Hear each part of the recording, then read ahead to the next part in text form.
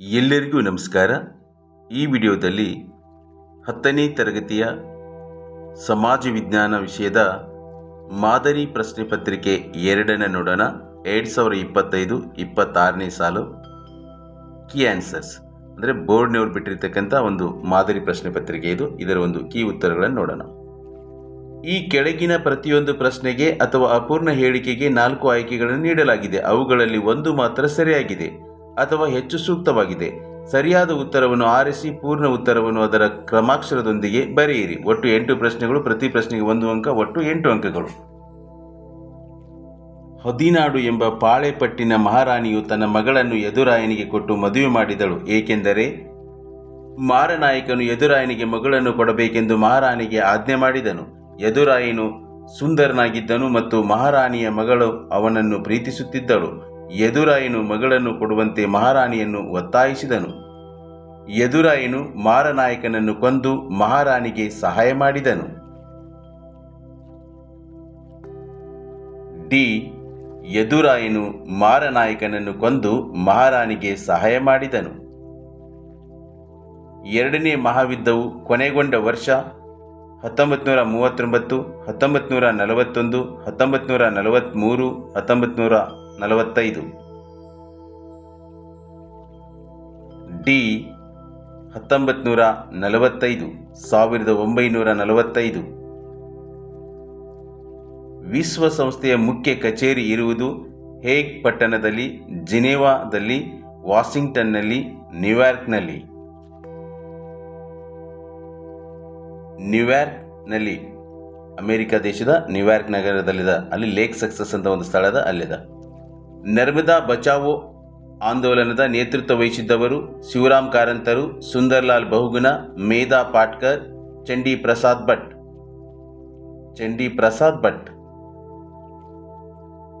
C. ಮೇಧಾ ಪಾಟ್ಕರ್ ಹಾಗೆ ಬಾಬಾ ಆಮ್ಟೆ ಅವರು ನೇತೃತ್ವವನ್ನು ವಹಿಸಿರ್ತಾರೆ. ಪಶ್ಚಿಮ ಬಂಗಾಳದಲ್ಲಿ ಉಂಟಾಗುವ ಪರಿಸರ ಮಳೆ ಆಂದೀಸ್, ಕಾಲ ಬೈಸಾಖಿ, ಕಾಪಿ ತುಂತುರು, ಮಾವಿನ ಹೊಯ್ಲು.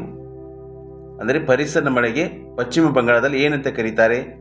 ಕಾಲ ಬೈಸಾಖಿ ಅಂತ ಕರೀತಾರೆ. ಉತ್ತರ ಪ್ರದೇಶದಲ್ಲಿ ಆಂದೀಸ್ ಅಂತ ಕರೀತಾರೆ. ಕರ್ನಾಟಕದಲ್ಲಿ ಕಾಪಿ ತುಂತುರು ಅಂತ ಕರೀತಾರೆ. ಕೇರಳದಲ್ಲಿ ಮಾವಿನ ಹೊಯ್ಲು ಅಂತ ಕರೀತಾರೆ. ನವಸೇವಾ ಬಂದರನ್ನು ನಿರ್ಮಿಸಲು ಕಾರಣ ಅಪಾರ ಪ್ರಮಾಣದಲ್ಲಿ ಚಹಾವನ್ನು ರಫ್ತು ಮಾಡಲು, ಭಾರತದ ಪಶ್ಚಿಮ ಕರಾವಳಿಯಲ್ಲಿ ನೌಕಾನೆಲೆಯನ್ನು ಪ್ರಾರಂಭಿಸಲು, ಮುಂಬೈ ಬಂದರು ಮೇಲಿನ ಹೆಚ್ಚಿನ ಒತ್ತಡವನ್ನು ನಿವಾರಿಸಲು, ಭಾರತದ ಪೂರ್ವ ಕರಾವಳಿಯಲ್ಲಿ ಜಲಸಾರಿಗೆಯನ್ನು ಉತ್ತೇಜಿಸಲು.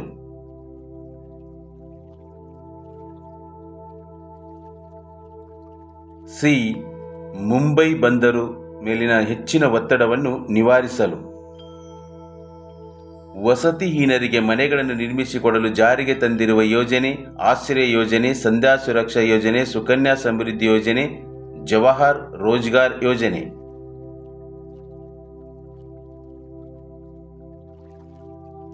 ಎ. ಆಶ್ರಯ ಯೋಜನೆ. ಭಾರತ ಸರ್ಕಾರವು ಜಿಲ್ಲಾ ಕೈಗಾರಿಕಾ ಕೇಂದ್ರಗಳನ್ನು ಸ್ಥಾಪಿಸಿದ್ದು 1942, 1945, 1978, 1984. ಸಿ. 1978. ಎರಡನೇ ಮುಖ್ಯ ಪ್ರಶ್ನೆ. ಈ ಪ್ರತಿಯೊಂದು ಪ್ರಶ್ನೆಗೂ ಒಂದು ವಾಕ್ಯದಲ್ಲಿ ಉತ್ತರಿಸಿ. ಒಟ್ಟು 8 ಪ್ರಶ್ನೆಗಳು, ಪ್ರತಿ ಪ್ರಶ್ನೆಗೆ 1 ಅಂಕ, ಒಟ್ಟು 8 ಅಂಕಗಳು. ಮಹಲ್ವಾರಿ ಪದ್ಧತಿಯನ್ನು ಯಾರು ಜಾರಿಗೆ ತಂದರು? ಮಹಲ್ವಾರಿ ಪದ್ಧತಿಯನ್ನು R.M. ಬರ್ಡ್ ಮತ್ತು ಜೇಮ್ಸ್ ಥಾಮ್ಸನ್ ಜಾರಿಗೆ ತಂದರು. ಹಿಟ್ಲರನು ಬೂದು ಅಂಗಿದಳವನ್ನು ಏಕೆ ಸಂಘಟಿಸಿದನು? ಗಲಭೆಗಳನ್ನು ಮಾಡಿ ಜನರಲ್ಲಿ ಭೀತಿಯನ್ನು ಹುಟ್ಟಿಸಲು ಹಿಟ್ಲರನು ಬೂದು ಅಂಗಿದಳವನ್ನು ಸಂಘಟಿಸಿದನು. ಐರೋಪ್ಯ ಒಕ್ಕೂಟದ ಕೇಂದ್ರ ಕಚೇರಿ ಎಲ್ಲಿದೆ? ಐರೋಪ್ಯ ಒಕ್ಕೂಟದ ಕೇಂದ್ರ ಕಚೇರಿಯು ಬೆಲ್ಜಿಯಂ ದೇಶದ ಬ್ರುಸೆಲ್ಸ್ನಲ್ಲಿದೆ. ಎಲ್ಲಿದೆ ಅಂದ್ರೆ ಬೆಲ್ಜಿಯಂ ದೇಶದ ಬ್ರುಸೆಲ್ಸ್ ಬ್ರುಸೆಲ್ಸ್ ನಗರದಲ್ಲಿ ಇದೆ. ಯಾವುದಂದ್ರೆ ಐರೋಪ್ಯ ಒಕ್ಕೂಟದ ಕೇಂದ್ರ ಕಚೇರಿ. ಓಕೆ, ನೆಕ್ಸ್ಟ್, ಭಾರತ ಸಂವಿಧಾನದ 17ನೇ ವಿಧಿಯ ಮಹತ್ವವೇನು? ಭಾರತ ಸಂವಿಧಾನದ 17ನೇ ವಿಧಿಯು ಅಸ್ಪೃಶ್ಯತೆಯನ್ನು ನಿಷೇಧಿಸಿದೆ. 17ನೇ ವಿಧಿ ಅಸ್ಪೃಶ್ಯತೆಯನ್ನು ನಿಷೇಧ ಮಾಡಿದೆ. ಕೈಗಾ ವಿರೋಧಿ ಚಳುವಳಿಯನ್ನು ಏಕೆ ಪ್ರಾರಂಭಿಸಲಾಯಿತು? ಅರಣ್ಯ ನಾಶ, ಪರಿಸರ ಮಾಲಿನ್ಯ ಮತ್ತು ಜೀವ ಪ್ರಭೇದಗಳ ಮೇಲೆ ಹಾನಿ ಉಂಟಾಗುತ್ತದೆ ಎಂದು ಕೈಗಾ ವಿರೋಧಿ ಚಳುವಳಿಯನ್ನು ಪ್ರಾರಂಭಿಸಲಾಯಿತು. ಬೆಂಗಳೂರನ್ನು ಭಾರತದ ಸಿಲಿಕಾನ್ ಕಣಿವೆ ಎಂದು ಏಕೆ ಕರೆಯುತ್ತಾರೆ? ಬೆಂಗಳೂರು ಮಾಹಿತಿ ತಂತ್ರಜ್ಞಾನದ ಮುಖ್ಯ ಕೇಂದ್ರವಾಗಿರುವುದರಿಂದ ಇದನ್ನು ಭಾರತದ ಸಿಲಿಕಾನ್ ಕಣಿವೆ ಎನ್ನುವರು. ತೆರಿಗೆ ಎಂದರೇನು? ಪ್ರಜೆಗಳು ಯಾವುದೇ ಪ್ರತಿಫಲಾಪೇಕ್ಷೆ ಇಲ್ಲದೆ ಸರ್ಕಾರಕ್ಕೆ ಕೊಡಬೇಕಾದ ಕಡ್ಡಾಯ ವಂತಿಗೆಯನ್ನು ತೆರಿಗೆ ಎನ್ನುವರು. ತೆರಿಗೆ ಎನ್ನುವರು. Okay, next question. ಬ್ಯಾಂಕುಗಳು ಹೇಗೆ ಠೇವಣಿದಾರರು ಮತ್ತು ಸಾಲಗಾರರ ನಡುವಿನ ಸಂಪರ್ಕ ಕೊಂಡಿಯಾಗಿವೆ? ಗ್ರಾಹಕರ ಉಳಿಕೆ ಹಣವನ್ನು ಠೇವಣಿಗಳ ಮೂಲಕ ಸಂಗ್ರಹಿಸಿ ಇದನ್ನು ಯಾರಿಗೆ ಅವಶ್ಯಕವಿದೆಯೋ ಅವರಿಗೆ ಸಾಲ ರೂಪದಲ್ಲಿ ಕೊಡುತ್ತದೆ. ಹೀಗಾಗಿ ಇದು ಸಂಪರ್ಕ ಕೊಂಡಿಯಾಗಿದೆ. ಈ ಬ್ಯಾಂಕುಗಳು ಯಾರ ಮಧ್ಯದಲ್ಲಿ ಅಂದರೆ ಠೇವಣಿದಾರರು ಮತ್ತು ಸಾಲಗಾರರ ನಡುವೆ ಸಂಪರ್ಕ ಕೊಂಡಿಯಾಗಿವೆ. ಮೂರನೇ ಮುಖ್ಯ ಪ್ರಶ್ನೆ. ಈ ಪ್ರಶ್ನೆಗಳಿಗೆ ಪ್ರತಿಯೊಂದಕ್ಕೂ 2 ರಿಂದ 4 ವಾಕ್ಯ ಅಥವಾ ಅಂಶಗಳಲ್ಲಿ ಉತ್ತರಿಸಿ. ಒಟ್ಟು 8 ಪ್ರಶ್ನೆಗಳು, ಪ್ರತಿ ಪ್ರಶ್ನೆಗೆ 2 ಅಂಕಗಳು, ಒಟ್ಟು 16 ಅಂಕಗಳು. ಕೇಂದ್ರ ಲೋಕಸೇವಾ ಆಯೋಗದ ಕಾರ್ಯಗಳನ್ನು ವಿವರಿಸಿ. ಕೇಂದ್ರ ಲೋಕಸೇವಾ ಆಯೋಗದ ಕಾರ್ಯಗಳು ಕೇಂದ್ರ ಸರ್ಕಾರದ ಎ ಮತ್ತು ಬಿ ವೃಂದದ ಹುದ್ದೆಗಳಿಗೆ ಸ್ಪರ್ಧಾತ್ಮಕ ಪರೀಕ್ಷೆಗಳನ್ನು ನಡೆಸುವುದು, ನೇರ ನೇಮಕಾತಿಗೆ ವ್ಯಕ್ತಿತ್ವ ಪರೀಕ್ಷೆಗಳನ್ನು ನಡೆಸುವುದು, ನೇರ ನೇಮಕಾತಿಗೆ ವ್ಯಕ್ತಿತ್ವ ಪರೀಕ್ಷೆಯನ್ನು ನಡೆಸುವುದು, ಬಡ್ತಿ ಮತ್ತು ವರ್ಗಾವಣೆಗಳ ಬಗ್ಗೆ ಸರ್ಕಾರಕ್ಕೆ ಸಲಹೆ ನೀಡುವುದು, ಅಧಿಕಾರಿಗಳ ದುರ್ವರ್ತನೆಯ ಮೇರೆಗೆ ಶಿಸ್ತು ಕ್ರಮ ತೆಗೆದುಕೊಳ್ಳುವ ಬಗ್ಗೆ ಸರ್ಕಾರಕ್ಕೆ ಸಲಹೆ ನೀಡುವುದು, ರಾಷ್ಟ್ರಾಧ್ಯಕ್ಷರ ಸೂಚನೆ ಮೇರೆಗೆ ಸರ್ಕಾರಕ್ಕೆ ಸಲಹೆ ನೀಡುವುದು, ರಾಷ್ಟ್ರಾಧ್ಯಕ್ಷರ ಸೂಚನೆ ಮೇರೆಗೆ ಸರ್ಕಾರಕ್ಕೆ ಸಲಹೆ ನೀಡುವುದು. ಅಥವಾ ಅಂತ ಒಂದು ಪ್ರಶ್ನೆ ಅದ. ಆಹಾರ ಮತ್ತು ಕೃಷಿ ಸಂಸ್ಥೆಯ ಉದ್ದೇಶಗಳನ್ನು ವಿವರಿಸಿ. ಕೃಷಿ ಮತ್ತು ಆಹಾರ ಸಂಸ್ಥೆಯ ಉದ್ದೇಶಗಳು: ಕೃಷಿ ಕ್ಷೇತ್ರದ ಅಭಿವೃದ್ಧಿ, ಪೌಷ್ಟಿಕ ಆಹಾರ ಪೂರೈಕೆ, ಹಸಿವಿನಿಂದ ಮುಕ್ತಗೊಳಿಸುವುದು, ಗ್ರಾಮೀಣ ಜನರ ಜೀವನ ಮಟ್ಟ ಸುಧಾರಣೆ. ಬಾಲ್ಯ ವಿವಾಹಗಳನ್ನು ತಡೆಗಟ್ಟಲೇಬೇಕು. ಏಕೆ ಅಂದರೆ ಇಲ್ಲಿ ಪರಿಣಾಮಗಳನ್ನು ಬರೀಬೇಕಾಗತ್ತೆ.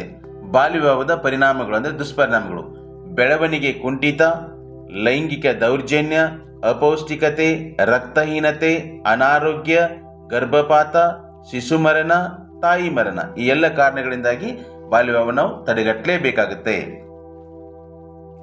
ಅಥವಾ ಅಂತ ಒಂದು ಪ್ರಶ್ನೆ ಅದ. ಅಸ್ಪೃಶ್ಯತೆಯು ಒಂದು ಸಾಮಾಜಿಕ ಪಿಡುಗಾಗಿದೆ. ಹೇಗೆ? ಅಸ್ಪೃಶ್ಯತೆ ಒಂದು ಸಾಮಾಜಿಕ ಪಿಡುಗು. ಇದು ಕೆಳಹಂತದ ಆಚರಣೆಯಾಗಿದೆ. ಇವರನ್ನು ಶಿಕ್ಷಣದಿಂದ ವಂಚಿಸಲಾಗಿದೆ. ಆಸ್ತಿ ಹಕ್ಕಿನ ನಿರಾಕರಣೆ, ರಾಜಕೀಯ ಭಾಗವಹಿಸುವಿಕೆ ನಿರಾಕರಣೆ, ಮಾನವ ಹಕ್ಕುಗಳ ನಿರಾಕರಣೆ, ದುರ್ಬಲರನ್ನು ಶೋಷಿಸುತ್ತದೆ. ಭಾರತವು ಸ್ವಾತಂತ್ರ್ಯ ಗಳಿಸಿದ ಸಂದರ್ಭದಲ್ಲಿ ಎದುರಿಸಿದ ಸಮಸ್ಯೆಗಳನ್ನು ತಿಳಿಸಿ.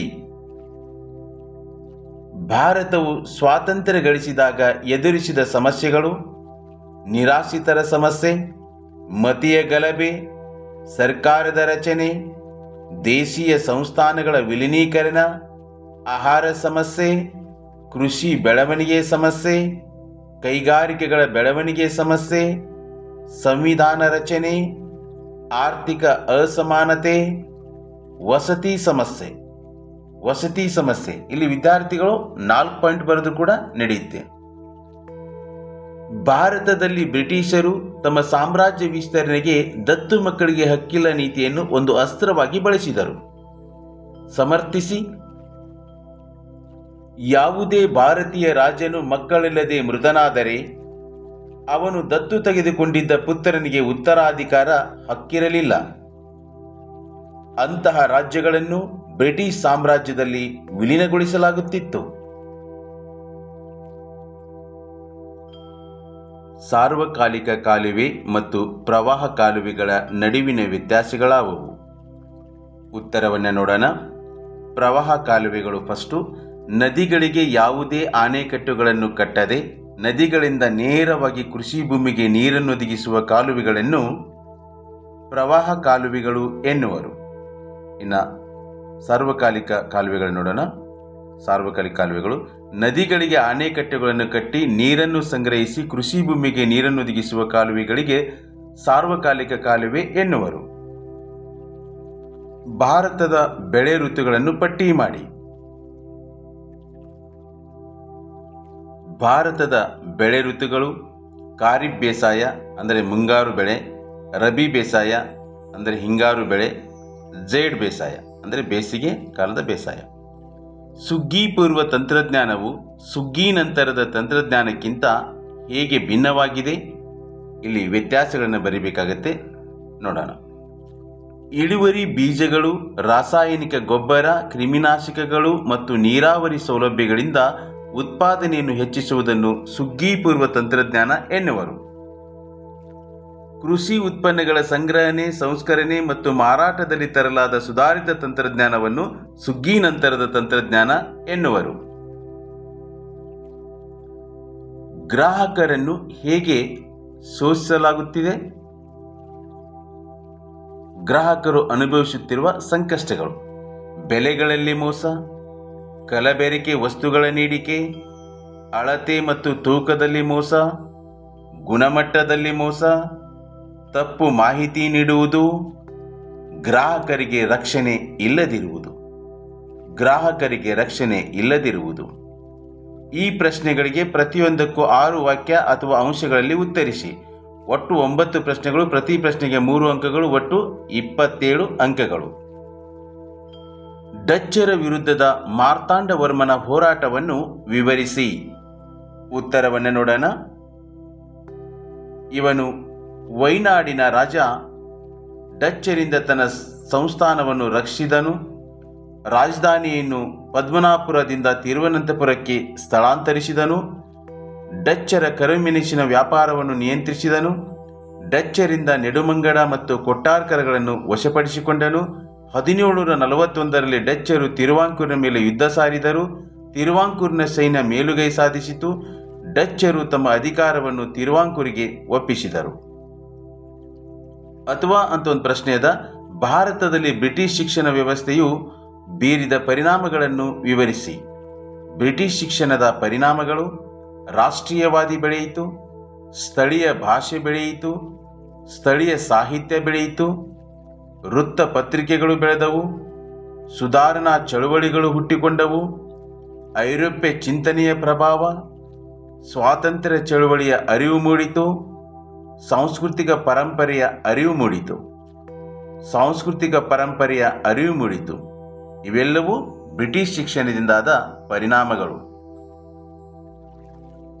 ನಿತ್ಯ ಹರಿದ್ವರ್ಣ ಅರಣ್ಯಗಳು ಹಾಗೂ ಎಲೆ ಉದುರಿಸುವ ಮಾನ್ಸೂನ್ ಅರಣ್ಯಗಳ ನಡುವಿನ ವ್ಯತ್ಯಾಸಗಳೇನು? ಮೊದಲಿಗೆ ನಿತ್ಯ ಹರಿದ್ವರ್ಣ ಅರಣ್ಯಗಳನ್ನು ನೋಡ್ಬಿಡೋಣ. 250 ಸೆಂಟಿಮೀಟರ್ಗಿಂತ ಹೆಚ್ಚು ಮಳೆ ಪಡೆಯುವ ಪ್ರದೇಶದಲ್ಲಿವೆ. ಇವು ಭಾರತದ ಪಶ್ಚಿಮ ಘಟ್ಟಗಳು ಮತ್ತು ಈಶಾನ್ಯ ರಾಜ್ಯಗಳಲ್ಲಿವೆ. ಇವು ಸದಾ ಹಸಿರಾಗಿರುತ್ತವೆ. ಇನ್ನು ಎಲೆ ಉದುರಿಸುವ ಮಾನ್ಸೂನ್ ಅರಣ್ಯಗಳನ್ನು ನೋಡಿ. ವಾರ್ಷಿಕವಾಗಿ ಇಲ್ಲಿ 75ರಿಂದ 750 ಸೆಂಟಿಮೀಟರ್ ಮಳೆ ಪಡೆಯುವ ಪ್ರದೇಶದಲ್ಲಿವೆ. ಇವು ಭಾರತದ ಒಟ್ಟು ಅರಣ್ಯ ಪ್ರದೇಶದ 65.50% ಭಾಗದಲ್ಲಿವೆ. ಇವು ಬೇಸಿಗೆ ಪ್ರಾರಂಭದಲ್ಲಿ ಎಲೆ ಉದುರಿಸುತ್ತವೆ. ಇವು ವ್ಯತ್ಯಾಸಗಳು. ಅಥವಾ ಅಂತ ಒಂದು ಪ್ರಶ್ನೆ ಅದ. ಗ್ಲೋಬಲ್ ಪೊಸಿಷನಿಂಗ್ ಸಿಸ್ಟಮ್ನ ಉಪಯೋಗಗಳೇನು? ಉತ್ತರವನ್ನು ನೋಡೋಣ. ಗ್ಲೋಬಲ್ ಪೊಸಿಷನ್ ಸಿಸ್ಟಮ್ನ ಉಪಯೋಗಗಳು: ಪ್ರಾಕೃತಿಕ ವಿಕೋಪಗಳ ಮಾಹಿತಿ ಪಡೆಯಲು ಸಹಾಯಕ, ಭೌಗೋಳಿಕ ಸ್ಥಾನ ಗುರುತಿಸಲು ಸಹಾಯಕ, ಪರಿಹಾರ ಕೈಗೊಳ್ಳಲು ಸಹಾಯಕ, ಪರ್ವತ ಚಾರಣ ಮಾಡುವವರಿಗೆ ಸಹಾಯಕ, ಸೈನಿಕರಿಗೆ ಸಹಾಯಕ, ನಾವಿಕರಿಗೆ ಸಹಾಯಕ, ಪ್ರಯಾಣಿಕರಿಗೆ ಸಹಾಯಕ, ಮನೆ ಬಾಗಿಲಿಗೆ ಸೇವೆ ಕೊಡುವ ಸಂಸ್ಥೆಗಳಿಗೆ ಇದು ಜೀವಾಳ. ಮನೆ ಬಾಗಿಲಿಗೆ ಸೇವೆ ಕೊಡುವ ಸಂಸ್ಥೆಗಳಿಗೆ ಇದು ಜೀವಾಳ. ಓಕೆ, ನೆಕ್ಸ್ಟ್ ಕ್ವಶನ್ ಹೋಗೋಣ. ಗ್ರಾಮೀಣ ಅಭಿವೃದ್ಧಿಯಲ್ಲಿ ಪಂಚಾಯತ್ ರಾಜ್ ಸಂಸ್ಥೆಗಳ ಪಾತ್ರವನ್ನು ವಿವರಿಸಿ. ಮೂಲ ಸೌಲಭ್ಯಗಳ ಅಭಿವೃದ್ಧಿ, ಪ್ರಾಥಮಿಕ, ಮಾಧ್ಯಮಿಕ ಮತ್ತು ವಯಸ್ಕ ಶಿಕ್ಷಣಕ್ಕೆ ಪ್ರೋತ್ಸಾಹ, ತಾಂತ್ರಿಕ ಮತ್ತು ವೃತ್ತಿ ತರಬೇತಿಗೆ ಪ್ರೋತ್ಸಾಹ, ಮಾನವ ಸಂಪನ್ಮೂಲ ಅಭಿವೃದ್ಧಿ, ಉದ್ಯೋಗ ಸೃಷ್ಟಿ, ನೀರಾವರಿ ಸೌಲಭ್ಯ, ಗುಡಿ ಕೈಗಾರಿಕೆಗಳ ಅಭಿವೃದ್ಧಿ, ಆಹಾರ ಸಂಸ್ಕರಣಾ ಘಟಕಗಳ ಸ್ಥಾಪನೆಗೆ ಪ್ರೋತ್ಸಾಹ, ತರಬೇತಿ ಕಾರ್ಯಕ್ರಮಗಳನ್ನು ಏರ್ಪಡಿಸಬಹುದು. ಅಂದರೆ ತರಬೇತಿ ಕಾರ್ಯಕ್ರಮಗಳನ್ನು ಏರ್ಪಡಿಸಬಹುದು. ಅಥವಾ ಅಂತ ಒಂದು ಪ್ರಶ್ನೆ ಅದ, ಸಾರ್ವಜನಿಕ ಹಣಕಾಸಿನ ಮಹತ್ವವನ್ನು ವಿವರಿಸಿ. ಸಾರ್ವಜನಿಕ ಹಣಕಾಸಿನ ಮಹತ್ವ: ಸರ್ಕಾರವು ನೈಸರ್ಗಿಕ ಸಂಪತ್ತು, ಶ್ರಮ ಮತ್ತು ಭೌತಿಕ ಬಂಡವಾಳಗಳನ್ನು ಸಮರ್ಪಕವಾಗಿ ಹಂಚಿಕೆ ಮಾಡುತ್ತದೆ. ಸರ್ಕಾರವು ಉತ್ಪಾದನೆಯನ್ನು ಗರಿಷ್ಠ ಮಟ್ಟಕ್ಕೆ ಹೆಚ್ಚಿಸುತ್ತದೆ, ಆದಾಯವನ್ನು ಪ್ರಜೆಗಳಲ್ಲಿ ಸಮಾನವಾಗಿ ಹಂಚುತ್ತದೆ, ಎಲ್ಲ ವರ್ಗದ ಜನರು ಶಾಂತಿ ನೆಮ್ಮದಿಯಿಂದ ಬದುಕುವಂತೆ ಮಾಡುತ್ತದೆ, ಪ್ರಜೆಗಳ ಕಲ್ಯಾಣ ಮತ್ತು ದೇಶದ ಆರ್ಥಿಕ ಅಭಿವೃದ್ಧಿ ಹೆಚ್ಚಿಸುತ್ತದೆ. ಕೃಷಿ, ಸಣ್ಣ ಕೈಗಾರಿಕೆ, ಮೂಲಸೌಕರ್ಯ ವಲಯಗಳಲ್ಲಿ ಬಂಡವಾಳ ಹೂಡಿಕೆ ಹೆಚ್ಚಿಸುತ್ತದೆ. ಅರ್ಥವ್ಯವಸ್ಥೆಯ ಎಲ್ಲ ಕ್ಷೇತ್ರವನ್ನು ಸಮಾನವಾಗಿ ಅಭಿವೃದ್ಧಿಗೊಳಿಸುತ್ತದೆ. ಬಡತನ ಮತ್ತು ನಿರುದ್ಯೋಗಗಳನ್ನು ಹೋಗಲಾಡಿಸುತ್ತದೆ. ಬೆಲೆಗಳ ಏರಿಳಿತಗಳನ್ನು ಪರಿಣಾಮಕಾರಿಯಾಗಿ ನಿಯಂತ್ರಿಸುತ್ತದೆ. ಆರ್ಥಿಕ ಸ್ಥಿರತೆ ಸಾಧಿಸಲು ಸಾರ್ವಜನಿಕ ಹಣಕಾಸು ನೀತಿಯನ್ನು ಅಸ್ತ್ರವಾಗಿ ಬಳಸುತ್ತದೆ. ಬ್ಯಾಂಕ್ ಖಾತೆಯನ್ನು ತೆರೆಯುವುದರಿಂದಾಗುವ ಅನುಕೂಲಗಳಾವುವು?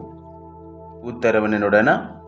ಬ್ಯಾಂಕ್ ಖಾತೆ ತೆರೆಯುವುದರಿಂದಾಗುವ ಅನುಕೂಲಗಳು: ಹಣದ ಭದ್ರತೆ, ಹಣದ ಪಾವತಿ, ಹಣದ ವಸೂಲು, ಸಾಲ ಪಡೆಯಲು, ವ್ಯವಹಾರ ನಡೆಸಲು, ಭದ್ರತಾ ಕಪಾಟುಗಳ ಸೌಲಭ್ಯ.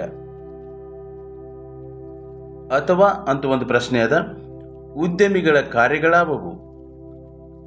ಉದ್ಯಮಿಗಳ ಕಾರ್ಯಗಳು: ಉತ್ಪಾದನಾಂಗಗಳನ್ನು ಸಂಯೋಜಿಸುತ್ತಾನೆ, ನಿರ್ಧಾರ ಕೈಗೊಳ್ಳುತ್ತಾನೆ, ಹೊಸ ವಿಧಾನಗಳನ್ನು ರೂಢಿಗೆ ತರುತ್ತಾನೆ, ಆಯವ್ಯಯವನ್ನು ನಿಭಾಯಿಸುತ್ತಾನೆ, ಕಷ್ಟ ನಷ್ಟಗಳನ್ನು ಎದುರಿಸುತ್ತಾನೆ, ಮಾರ್ಗದರ್ಶನ ನೀಡುತ್ತಾನೆ. ಇವೆಲ್ಲವೂ ಉದ್ಯಮಿಯ ಕಾರ್ಯಗಳು. ಓಕೆ, ನೆಕ್ಸ್ಟ್ ಕ್ವಶನ್ಗೆ ಹೋಗೋಣ. ಸಾಮಾಜಿಕ ಸುಧಾರಣೆಗೆ ರಾಜಾರಾಮ್ ಮೋಹನ್ ರಾಯರ ಕೊಡುಗೆಗಳನ್ನು ವಿವರಿಸಿ. ರಾಜಾರಾಮ್ ಮೋಹನ್ ರಾಯರವರು ಬ್ರಹ್ಮ ಸಮಾಜ ಸ್ಥಾಪಿಸಿದರು. ಸಂವಾದ ಕೌಮುದಿ ಪತ್ರಿಕೆ ಆರಂಭಿಸಿದರು. ವಿಧವಾ ವಿವಾಹಕ್ಕೆ ಪ್ರೋತ್ಸಾಹ, ಸ್ತ್ರೀ ಶಿಕ್ಷಣಕ್ಕೆ ಪ್ರೋತ್ಸಾಹ, ಅಂತರ್ಜಾತಿ ವಿವಾಹಕ್ಕೆ ಪ್ರೋತ್ಸಾಹ, ಸಹಭೋಜನಕ್ಕೆ ಪ್ರೋತ್ಸಾಹ, ಬಾಲ್ಯ ವಿವಾಹಕ್ಕೆ ವಿರೋಧ, ಜಾತಿ ಪದ್ಧತಿಗೆ ವಿರೋಧ, ಸ್ಪರ್ಧಾ ಪದ್ಧತಿಗೆ ವಿರೋಧ, ವಿಗ್ರಹಾರಾಧನೆಗೆ ವಿರೋಧ. ಭಾರತದ ಪ್ರಥಮ ಸ್ವಾತಂತ್ರ್ಯ ಸಂಗ್ರಾಮದ ಆರ್ಥಿಕ ಕಾರಣಗಳನ್ನು ವಿವರಿಸಿ. ಇಂಗ್ಲೆಂಡಿನಲ್ಲಿ ಕೈಗಾರಿಕಾ ಕ್ರಾಂತಿಯಾಯಿತು. ಭಾರತದ ಗೃಹ ಕೈಗಾರಿಕೆಗಳು ಕ್ಷೀಣಿಸಿದವು. ಭಾರತದ ಕರಕುಶಲಗಾರರು ನಿರುದ್ಯೋಗಿಗಳಾದರು. ಭಾರತದ ಸರಕುಗಳ ಮೇಲೆ ದುಬಾರಿ ಸುಂಕ ಹೇರಿದರು. ಜಮೀನ್ದಾರರು ಕೃಷಿಕರನ್ನು ಶೋಷಿಸುತ್ತಿದ್ದರು. ರೈತರಿಂದ ಇನಾಮ್ ಭೂಮಿಯನ್ನು ವಾಪಸ್ ಪಡೆಯಲಾಯಿತು. ಮಾನವ ಹಕ್ಕುಗಳನ್ನು ಸಂರಕ್ಷಿಸಲು ಭಾರತವು ಹೇಗೆ ಪ್ರಯತ್ನಿಸುತ್ತಿದೆ? ಉತ್ತರವನ್ನು ನೋಡೋಣ. ಭಾರತವು ಸಾರ್ವತ್ರಿಕ ಮಾನವ ಹಕ್ಕುಗಳನ್ನು ಪ್ರತಿಪಾದಿಸಿದೆ. ಸಾಮಾನ್ಯ ಸಭೆಯಲ್ಲಿ ಮಾನವ ಹಕ್ಕುಗಳನ್ನು ಸಂರಕ್ಷಿಸಬೇಕೆಂದು ಸಮರ್ಥಿಸಿದೆ. ಸಂವಿಧಾನದಲ್ಲಿ ಮೂಲಭೂತ ಹಕ್ಕುಗಳನ್ನು ನಮೂದಿಸಿದೆ. ಜನಾಂಗ ಹತ್ಯೆ, ವಿವಿಧ ಶೋಷಣೆ ಮತ್ತು ದಬ್ಬಾಳಿಕೆಗಳನ್ನು ವಿರೋಧಿಸಿದೆ. ರಾಷ್ಟ್ರೀಯ ಮಾನವ ಹಕ್ಕುಗಳ ಆಯೋಗ ಸ್ಥಾಪನೆ, ರಾಜ್ಯ ಮಾನವ ಹಕ್ಕುಗಳ ಆಯೋಗ ಸ್ಥಾಪನೆ. ನಿರುದ್ಯೋಗ ಸಮಸ್ಯೆಯನ್ನು ನಿವಾರಿಸಲು ಸರ್ಕಾರಗಳು ಕೈಗೊಂಡಿರುವ ಕ್ರಮಗಳಾವುವು? ಉತ್ತರವನ್ನು ನೋಡೋಣ.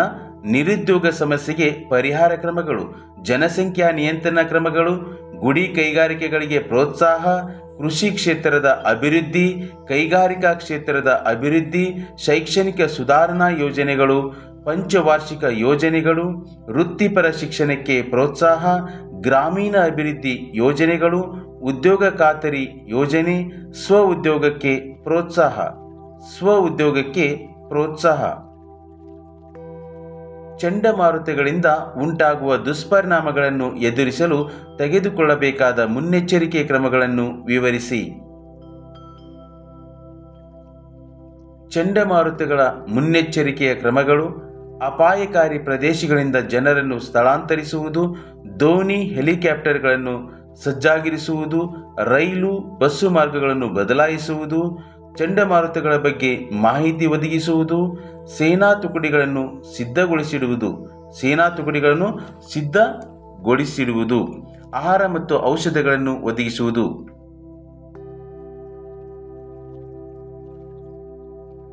ಈ ಪ್ರಶ್ನೆಗಳಿಗೆ ಪ್ರತಿಯೊಂದಕ್ಕೂ 8 ವಾಕ್ಯ ಅಥವಾ ಅಂಶಗಳಲ್ಲಿ ಉತ್ತರಿಸಿ. ಪ್ರತಿ ಪ್ರಶ್ನೆಗೆ 4 ಅಂಕಗಳು, ಒಟ್ಟು 4 ಪ್ರಶ್ನೆಗಳು, ಒಟ್ಟು 16 ಅಂಕಗಳು.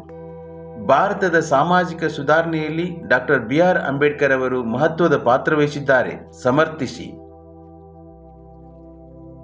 ಡಾಕ್ಟರ್ BR ಅಂಬೇಡ್ಕರ್ ಅವರ ಪಾತ್ರ: ಸಾಮಾಜಿಕ ಮತ್ತು ಆರ್ಥಿಕ ಸ್ವಾತಂತ್ರ್ಯವನ್ನು ಪ್ರತಿಪಾದಿಸಿದರು, ಜಾತಿ ವ್ಯವಸ್ಥೆ ವಿರುದ್ಧ ಹೋರಾಡಿದರು, ಮಹತ್ ಕೆರೆ ಮತ್ತು ಕಾಲಾರಾಮ್ ದೇವಾಲಯ ಚಳವಳಿಗಳನ್ನು ನಡೆಸಿದರು, ಸ್ವತಂತ್ರ ಕಾರ್ಮಿಕ ಪಕ್ಷ ಸ್ಥಾಪಿಸಿದರು, ಜನತಾ ಮತ್ತು ಮೂಕನಾಯಕ ಪತ್ರಿಕೆಯನ್ನು ಪ್ರಾರಂಭಿಸಿದರು, ಸಂವಿಧಾನ ಕರಡು ಸಮಿತಿ ಅಧ್ಯಕ್ಷರಾಗಿದ್ದರು, ದೇಶದ ಮೊದಲ ಕಾನೂನು ಮಂತ್ರಿಯಾಗಿದ್ದರು. ಅವರಿಗೆ ಭಾರತ ರತ್ನ ಪ್ರಶಸ್ತಿ ನೀಡಲಾಯಿತು. ಅಥವಾ ಅಂತ ಒಂದು ಪ್ರಶ್ನೆ ಅದ. ಸ್ವಾಮಿ ವಿವೇಕಾನಂದರು ಭಾರತೀಯ ಸಮಾಜಕ್ಕೆ ನೀಡಿರುವ ಕೊಡುಗೆಗಳು ಸದಾ ಸ್ಮರಣೀಯವಾದವು. ಸಮರ್ಥಿಸಿ. ಆಧ್ಯಾತ್ಮದ ಸಾಕ್ಷಾತ್ಕಾರವು ಮುಖ್ಯವೆಂದರು. ಅವರು ವಿಗ್ರಹಾರಾಧನೆಯಲ್ಲಿ ನಂಬಿಕೆ ಹೊಂದಿದ್ದರು. ಅವರು ನಿಸ್ವಾರ್ಥ ದೈವ ಭಕ್ತಿಯನ್ನು ಹೊಂದಿದ್ದರು. ಸರ್ವಧರ್ಮ ಸಮನ್ವಯ ತತ್ವ ಪ್ರಚಾರ ಮಾಡುವುದು, ಮೋಕ್ಷ ಪ್ರಾಪ್ತಿಗಾಗಿ ಪ್ರಾರ್ಥನೆ, ಯೋಗ ಸಾಧನೆಗಳಲ್ಲದೆ ಸಮಾಜ ಸೇವೆಯೂ ಮುಖ್ಯವೆಂದರು. ಶಿಕ್ಷಣ ಮತ್ತು ಸಮಾಜ ಸೇವೆಯಿಂದ ಸಂಸ್ಕೃತಿ ಬೆಳೆಸಿದರು. ಜನರು ವಿದ್ಯಾವಂತರಾಗಬೇಕೆಂದರು. ಪಾಶ್ಚಿಮಾತ್ಯರ ಅಂಧ ಅನುಕರಣೆಯನ್ನು ಬಿಡಬೇಕೆಂದರು. ಭಾರತದ ಹಿರಿಮೆಯನ್ನು ಜಗತ್ತಿಗೆ ಸಾರಿದರು. ಹಿಂದೂ ಧರ್ಮದ ವಿಶ್ವ ಭ್ರಾತೃತ್ವವನ್ನು ಪರಿಚಯಿಸಿದರು. ಭಾರತೀಯ ಸಂಸ್ಕೃತಿಯನ್ನು ವಿಶ್ವಕ್ಕೆ ಪರಿಚಯಿಸಿದರು. ಇವರು ಯುವಕರಿಗೆ ಪ್ರೇರಕ ಶಕ್ತಿಯಾಗಿದ್ದರು. ಕಪ್ಪು ಮಣ್ಣು ಜಂಬಿಟ್ಟಿಗೆ ಮಣ್ಣಿಗಿಂತ ಹೇಗೆ ಭಿನ್ನವಾಗಿದೆ? ಇಲ್ಲಿ ವ್ಯತ್ಯಾಸಗಳನ್ನು ಬರಿಬೇಕಾಗುತ್ತೆ. ಮೊದಲಿಗೆ ನಾವು ಕಪ್ಪು ಮಣ್ಣನ್ನು ನೋಡ್ಬಿಡೋಣ. ಅಗ್ನಿಶಿಲೆಗಳ ಶಿಥಿಲೀಕರಣದಿಂದ ಈ ಮಣ್ಣು ಉತ್ಪತ್ತಿಯಾಗುತ್ತೆ. ತೇವಾಂಶವನ್ನು ಹಿಡಿದಿಟ್ಟುಕೊಳ್ಳುತ್ತದೆ. ಇದು ಕಬ್ಬಿಣ, ಸುಣ್ಣ, ಮ್ಯಾಗ್ನೀಷಿಯಂ ಕಾರ್ಬೋನೇಟ್ಗಳನ್ನು ಒಳಗೊಂಡಿದೆ. ಹತ್ತಿ, ಜೋಳ, ಗೋಧಿಗಳಿಗೆ ಸೂಕ್ತ. ಮಹಾರಾಷ್ಟ್ರ, ಗುಜರಾತ್, ಮಧ್ಯಪ್ರದೇಶ, ಆಂಧ್ರ ಪ್ರದೇಶದ ಪಶ್ಚಿಮ ಭಾಗ, ಉತ್ತರ ಕರ್ನಾಟಕದಲ್ಲಿ ಈ ಮಣ್ಣು ಕಂಡುಬರುತ್ತದೆ. ಇನ್ನು ಜಂಬಿಟ್ಟಿಗೆ ಮಣ್ಣು ನೋಡಿ, ಹೆಚ್ಚು ಮಳೆ ಬೀಳುವ ಮತ್ತು ಅಧಿಕ ಉಷ್ಣಾಂಶ ಇರುವಲ್ಲಿ ಕಂಡುಬರುತ್ತದೆ. ಇದು ಕಬ್ಬಿಣದ ಆಕ್ಸೈಡ್ ಮತ್ತು ಅಲ್ಯೂಮಿನಿಯಂಗಳನ್ನು ಒಳಗೊಂಡಿದೆ. ಕಾಫಿ, ಚಹಾಗಳಿಗೆ ಸೂಕ್ತ. ಪಶ್ಚಿಮ ಘಟ್ಟಗಳು, ವಿಂಧ್ಯ, ಸಾತ್ಪುರ, ರಾಜ್ಮಹಲ್ ಬೆಟ್ಟಗಳು ಮತ್ತು ಪೂರ್ವಾಂಚಲ ಪ್ರದೇಶಗಳಲ್ಲಿ ಕಂಡುಬರುತ್ತದೆ. ಇವು ಕಪ್ಪು ಮಣ್ಣು ಮತ್ತು ಜಂಬಿಟ್ಟಿಗೆ ಮಣ್ಣಿನ ವ್ಯತ್ಯಾಸಗಳು.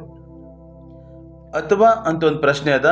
ಗರಿಷ್ಠ ಪ್ರಮಾಣದ ಸಕ್ಕರೆ ಕೈಗಾರಿಕೆಗಳು ಗಂಗಾ ನದಿ ಮೈದಾನ ಪ್ರದೇಶದಲ್ಲಿ ಕಂಡುಬರುತ್ತವೆ. ಸಮರ್ಥಿಸಿ. ಇಲ್ಲಿ ವಿದ್ಯಾರ್ಥಿಗಳು ಗಮನಿಸಬೇಕು, ಯಾವಾಗಲೂ ಕೈಗಾರಿಕೆಗಳು ಎಲ್ಲಿರ್ತಾವೆ ಅಂದರೆ ಕೈಗಾರಿಕೆ ಸ್ಥಾಪನೆ ಮಾಡಲಿಕ್ಕೆ ಬೇಕಾಗಿರ್ತಕ್ಕಂಥ ಅವಶ್ಯಕ ಅಂಶಗಳು ಎಲ್ಲಿ ಸಿಗ್ತಾವೋ ಅಲ್ಲಿ ಸ್ಥಾಪನೆ ಆಗ್ತಾವೆ. ಹೀಗಾಗಿ ಕೈಗಾರಿಕೆ ಸ್ಥಾನೀಕರಣದ ಮೇಲೆ ಪ್ರಭಾವ ಬೀರುವ ಅಂಶಗಳನ್ನು ಬರೆದು ಒಂದು ಕ್ಲೋಸಿಂಗ್ ಮಾಡ್ಕೋಬೇಕು. ಕಚ್ಚಾ ವಸ್ತುಗಳು, ಶಕ್ತಿ ಸಂಪನ್ಮೂಲಗಳು, ಮಾರುಕಟ್ಟೆ, ಸಂಚಾರ ಸೌಲಭ್ಯ, ಕಾರ್ಮಿಕರ ಪೂರೈಕೆ, ಬಂದರುಗಳ ಸೌಲಭ್ಯ, ಭೂಮಿ ದೊರೆಯುವಿಕೆ, ತಾಂತ್ರಿಕತೆ, ಸರ್ಕಾರದ ನೀತಿ ನಿಯಮಗಳು. ಸೇಮ್ ಇದನ್ನೇ ಬರೆದ್ಬಿಟ್ಟು ಕ್ವಶನ್ ಏನು ಕೇಳಿದ್ರೆ ಆ ರೀತಿ ಕ್ಲೋಸ್ ಮಾಡ್ಕೋಬೇಕು. ಸಕ್ಕರೆ ಕೈಗಾರಿಕೆಗಳನ್ನು ಸ್ಥಾಪಿಸಲು ಬೇಕಾಗಿರುವ ಎಲ್ಲ ಅವಶ್ಯಕತೆಗಳು ಗಂಗಾ ನದಿ ಮೈದಾನ ಪ್ರದೇಶದಲ್ಲಿ ಕಂಡುಬರುತ್ತವೆ. ಹೀಗಾಗಿ ಅಲ್ಲಿ ಆ ಕಾರ್ಖಾನೆಗಳು ಹೆಚ್ಚಿವೆ ಅಂತ ಬರೆದು ಕ್ಲೋಸ್ ಮಾಡಿಬಿಟ್ರೆ ಮುಗಿದೋಯ್ತು. ಬ್ರಿಟಿಷರ ವಿರುದ್ಧದ ದೋಂಡಿಯವಾಗನ ಬಂಡಾಯವನ್ನು ವಿವರಿಸಿ. ಉತ್ತರವನ್ನು ನೋಡೋಣ. ದೋಂಡಿಯವಾಗ್ ಬ್ರಿಟಿಷರ ವಿರುದ್ಧ ಹೋರಾಡಿದ ಕ್ರಮ. ಇವನು ಚನ್ನಗಿರಿಯ ಮರಾಠ ಕುಟುಂಬದಲ್ಲಿ ಜನಿಸಿದನು. ಇವನು ಖಾಸಗಿ ಸೈನ್ಯವನ್ನು ಹೊಂದಿದ್ದನು. ಬ್ರಿಟಿಷರ ವಿರುದ್ಧ ಸೈನಿಕ ಕಾರ್ಯಾಚರಣೆಗಳನ್ನು ನಡೆಸಿದನು. ಶಿವಮೊಗ್ಗ ಮತ್ತು ಬೀದನೂರುಗಳನ್ನು ವಶಪಡಿಸಿಕೊಂಡನು. ಲಾರ್ಡ್ ವೆಲ್ಲೆಸ್ಲಿ ಬಂಡಾಯವನ್ನು ಹತ್ತಿಕ್ಕಲು ಪ್ರಾರಂಭಿಸಿದನು. ಪಾಳೆಗಾರರು ಇವನಿಗೆ ಪ್ರೋತ್ಸಾಹಿಸಿದರು. ಇವನು ಶಿಕಾರಿಪುರ ಕೋಟೆಯನ್ನು ಗೆದ್ದನು. ಕೋನ್ಗಲ್ ಎಂಬ ಸ್ಥಳದಲ್ಲಿ ಇವನನ್ನು ಹತ್ಯೆ ಮಾಡಿದರು. ಬ್ರಿಟಿಷರು ಕೋನ್ಗಲ್ ಎಂಬ ಸ್ಥಳದಲ್ಲಿ ಈ ದೋಂಡಿಯವಾಗನನ್ನು ಹತ್ಯೆ ಮಾಡ್ತಾರೆ. ಭ್ರಷ್ಟಾಚಾರಕ್ಕೆ ಕಾರಣಗಳೇನು? ಉತ್ತರವನ್ನು ನೋಡೋಣ. ಭ್ರಷ್ಟಾಚಾರಕ್ಕೆ ಕಾರಣಗಳು. ಜಾತೀಯತೆ, ಸ್ವಜನ ಪಕ್ಷಪಾತ, ಉತ್ತರದಾಯಿತ್ವದ ಕೊರತೆ, ಕಠಿಣ ಕಾನೂನುಗಳ ಕೊರತೆ, ಮಾನವ ಸಹಜವಾದ ಸ್ವಾರ್ಥ, ಆಪತ್ತುಗಳ ನಿವಾರಣೆಯ ಲೆಕ್ಕಾಚಾರ, ಕಟ್ಟುನಿಟ್ಟಾದ ಮೇಲ್ವಿಚಾರಣೆ ಇಲ್ಲದಿರುವುದು, ಭ್ರಷ್ಟಾಚಾರ ನಿಗ್ರಹ ಸಂಸ್ಥೆಗಳ ಅದಕ್ಷತೆ. ಭ್ರಷ್ಟಾಚಾರ ನಿಗ್ರಹ ಸಂಸ್ಥೆಗಳ ಅದಕ್ಷತೆ.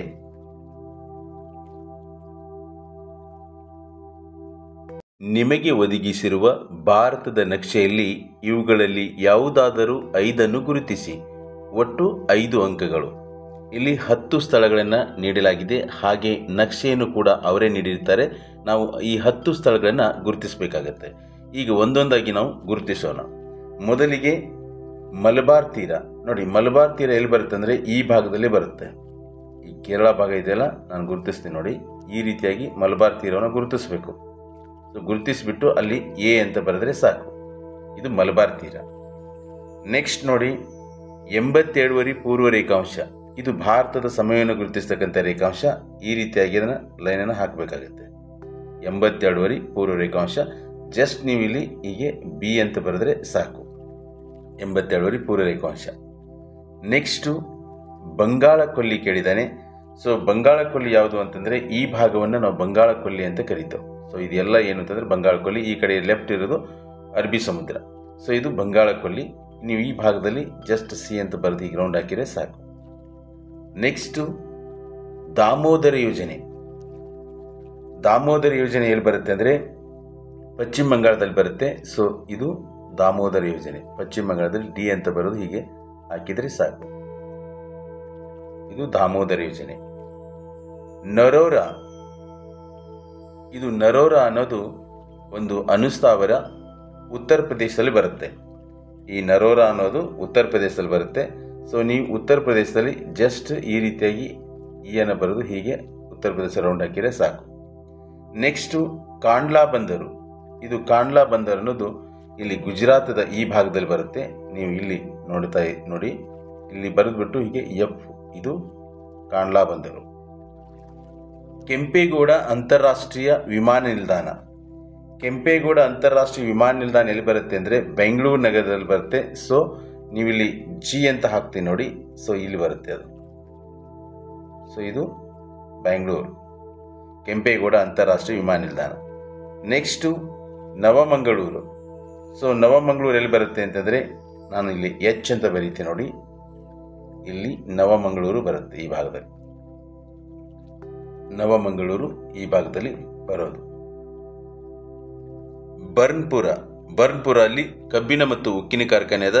ಅದು ಪಶ್ಚಿಮ ಬಂಗಾಳದಲ್ಲಿ ಬರುತ್ತೆ. ಈ ಭಾಗದಲ್ಲಿ ಇಲ್ಲಿ ಗುರುತಿಸಿದರೆ ಸಾಕು. ಪಶ್ಚಿಮ ಬಂಗಾಳದ ಈ ಭಾಗದಲ್ಲಿ, ಅಲ್ಲೇ ಪಕ್ಕದಲ್ಲಿ ಗುರುತಿಸಬೇಕು. ಯಾಕಂದರೆ ಇಲ್ಲಿ ನಕ್ಷೆ ಚಿಕ್ಕದಾಗಿರೋದ್ರಿಂದ ನಿಮಗೆ ಇಲ್ಲಿ ಗುರುತಿಸೋದು ಸಮಸ್ಯೆ ಆಗ್ತಿದೆ. ನೆಕ್ಸ್ಟು ಕೊಯ್ನಾ. ಇದು ಕೊಯ್ನಾ ಮಹಾರಾಷ್ಟ್ರದಲ್ಲಿ ಬರುತ್ತೆ. ಈ ಭಾಗದಲ್ಲಿ ಗುರುತಿಸಿದರೆ ಸಾಕು. ಕೊಯ್ನಾ ಅಂತ ಒಂದು ಡ್ಯಾಮ್ ಬರುತ್ತೆ. ಕೊಯ್ನಾ ನದಿಗೆ ಕಟ್ಟಿರೋದು. ಇಲ್ಲಿ ಗುರುತಿಸಿದರೆ ಸಾಕು. ನೋಡಿ, ಒಂದ್ಸಾರಿ ಹೇಳ್ತೀನಿ ವಿದ್ಯಾರ್ಥಿಗಳೇ. ಮಲಬಾರ್ ತೀರ. ಇದು ನೇರವಾಗಿ ನಿಮಗೆ ನಾನು ಡೈರೆಕ್ಷನ್ ಕೊಟ್ಬಿಡ್ತೀನಿ ನೋಡಿ. ಇದು ಮಲಬಾರ್ ತೀರ. ಎ ಅಂತ ಬರೆದಿದ್ದೀನಿ. ಇದು ಮಲಬಾರ್ ತೀರ. ನೆಕ್ಸ್ಟು 87 ಪೂರ್ವ ರೇಖಾಂಶ. ಇದು 87 ಪೂರ್ವ ರೇಖಾಂಶ. ಬಂಗಾಳ ಕೊಲ್ಲಿ. ಸೊ ಇದು ಬಂಗಾಳ ಕೊಲ್ಲಿ. ಇದೆಲ್ಲ ಏನು ಗುರುತಿಸಿದ್ವಲ್ಲ, ಇದು ಬಂಗಾಳ ಕೊಲ್ಲಿ. ದಾಮೋದರ ಯೋಜನೆ. ಸೊ ದಾಮೋದರ ಯೋಜನೆ ಪಶ್ಚಿಮ ಬಂಗಾಳದಲ್ಲಿ ಬರುತ್ತೆ. ಈ ಭಾಗ. ನರೋರಾ ಅನ್ನೋದು ಒಂದು ಅನುಸ್ಥಾವರ. ಅದು ಉತ್ತರ ಪ್ರದೇಶದಲ್ಲಿ ಕಂಡುಬರುತ್ತೆ. ಕಾಂಡ್ಲಾ ಅನ್ನೋದು ಒಂದು ಬಂದರು. ಇಲ್ಲಿ ಈ ಭಾಗದಲ್ಲಿ ಕಂಡುಬರುತ್ತೆ. ಕೆಂಪೇಗೌಡ ಅಂತಾರಾಷ್ಟ್ರೀಯ ವಿಮಾನ ನಿಲ್ದಾಣ ಇರೋದು ಬೆಂಗಳೂರಲ್ಲಿ ಈ ಭಾಗದಲ್ಲಿ ಕಂಡುಬರುತ್ತೆ. ನವಮಂಗಳೂರು ಅನ್ನೋದು ಒಂದು ಅದು ಹಡಗು ನಿಲ್ದಾಣ. ಈ ಭಾಗದಲ್ಲಿ ಕಂಡುಬರುತ್ತೆ. ಅಲ್ಲಿ ವಿಮಾನ ನಿಲ್ದಾಣ ಇದೆ ಪ್ಲಸ್ ಹಡಗು ನಿಲ್ದಾಣ ಇದೆ. ನವಮಂಗಳೂರು ಇಲ್ಲಿ ಕಂಡುಬರುತ್ತೆ. ಬರ್ನ್ಪುರ ಅನ್ನೋದು ಒಂದು ಕಬ್ಬಿಣ ಮತ್ತು ಉಕ್ಕಿನ ಕಾರ್ಖಾನೆ ಇರೋದು ಇಲ್ಲಿ ಪಶ್ಚಿಮ ಬಂಗಾಳದಲ್ಲಿ ಕಂಡುಬರುತ್ತೆ. ಕೊಯ್ನಾ ಅನ್ನೋದು ಸೊ ಮಹಾರಾಷ್ಟ್ರದ ಈ ಭಾಗದಲ್ಲಿ ಕಂಡುಬರುತ್ತೆ. ಕೊಯ್ನಾ ಡ್ಯಾಮು. ಸೊ ಕೊಯ್ನಾ ನದಿ ಕಟ್ಟಿದ್ದಾರೆ. ಆ ಕೊಯ್ನಾ ನದಿ ಮುಂದೆ ಕೃಷ್ಣಾ ನದಿಯನ್ನು ಬಂದು ಸೇರುತ್ತೆ. ಈ ಕೊಯ್ನಾ ನದಿ ಕೃಷ್ಣಾ ನದಿಯ ಉಪನದಿ.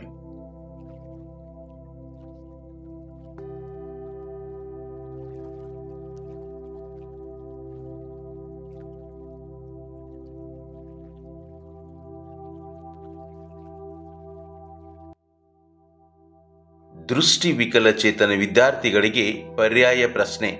ಪ್ರಶ್ನೆ ಸಂಖ್ಯೆ 38ರ ಬದಲಿಗೆ ಇದು ಕೇವಲ ದೃಷ್ಟಿವಿಕಲಚೇತನ ವಿದ್ಯಾರ್ಥಿಗಳಿಗೆ ಮಾತ್ರ ಇರುತ್ತೆ. ವಿವಿಧೋದ್ದೇಶ ನದಿ ಕಣಿವೆ ಯೋಜನೆಗಳ ಪ್ರಮುಖ ಉದ್ದೇಶಗಳಾವವು? ಉತ್ತರವನ್ನು ನೋಡೋಣ. ವಿವಿಧೋದ್ದೇಶ ನದಿ ಕಣಿವೆ ಯೋಜನೆಯ ಉದ್ದೇಶಗಳು ನೀರಾವರಿ ಸೌಲಭ್ಯ, ವಿದ್ಯುತ್ ಉತ್ಪಾದನೆ, ಪ್ರವಾಹ ನಿಯಂತ್ರಣ, ನೌಕಾಯಾನ, ಗೃಹ ಬಳಕೆ, ಮಣ್ಣಿನ ಸವಕಳಿ ನಿಯಂತ್ರಣ, ಮೀನುಗಾರಿಕೆ, ಅರಣ್ಯ ಸಂಪತ್ತಿನ ಅಭಿವೃದ್ಧಿ. ಅರಣ್ಯ ಸಂಪತ್ತಿನ ಅಭಿವೃದ್ಧಿ ಇವೆಲ್ಲವೂ ವಿವಿಧೋದ್ದೇಶ ನದಿ ಕಣಿವೆ ಯೋಜನೆಯ ಉದ್ದೇಶಗಳು. ಅಥವಾ ಅಂತ ಒಂದು ಪ್ರಶ್ನೆ ಅದ, ಹಿಮಾಲಯ ಪರ್ವತಗಳ ಅನುಕೂಲಗಳಾವವು? ಉತ್ತರವನ್ನು ನೋಡೋಣ. ಹಿಮಾಲಯ ಪರ್ವತ ಶ್ರೇಣಿಗಳಿಂದಾಗುವ ಪ್ರಯೋಜನಗಳು ಅಥವಾ ಅನುಕೂಲತೆಗಳು. ಇದು ಭಾರತಕ್ಕೆ ರಕ್ಷಣೆ ಒದಗಿಸಿದೆ. ಇದು ಶೀತ ಗಾಳಿಯನ್ನು ತಡೆಯುತ್ತದೆ. ಅನೇಕ ನದಿಗಳ ಉಗಮಸ್ಥಾನ, ಜಲವಿದ್ಯುತ್ ಉತ್ಪಾದನೆಗೆ ಅನುಕೂಲ, ಸಸ್ಯ ಮತ್ತು ಪ್ರಾಣಿಗಳಿಗೆ ಆಶ್ರಯ ತಾಣವಾಗಿದೆ. ಇದು ಖನಿಜ ಸಂಪನ್ಮೂಲಗಳನ್ನು ಹೊಂದಿದೆ. ಇದು ಪ್ರಮುಖ ಪ್ರವಾಸಿ ಸ್ಥಳವಾಗಿದೆ. ಇದು ಧಾರ್ಮಿಕ ಕೇಂದ್ರಗಳನ್ನು ಹೊಂದಿದೆ. ಇದು ಅಧಿಕ ಮಳೆಯಾಗಲು ನೆರವಾಗುತ್ತದೆ. ಇದು ಅಧಿಕ ಮಳೆಯಾಗಲು ನೆರವಾಗುತ್ತದೆ. ಇವೆಲ್ಲವೂ ಹಿಮಾಲಯ ಪರ್ವತದಿಂದಾಗುವ ಅನುಕೂಲತೆಗಳು ಅಥವಾ ಪ್ರಯೋಜನಗಳು ಅಂತ ಹೇಳಬಹುದು.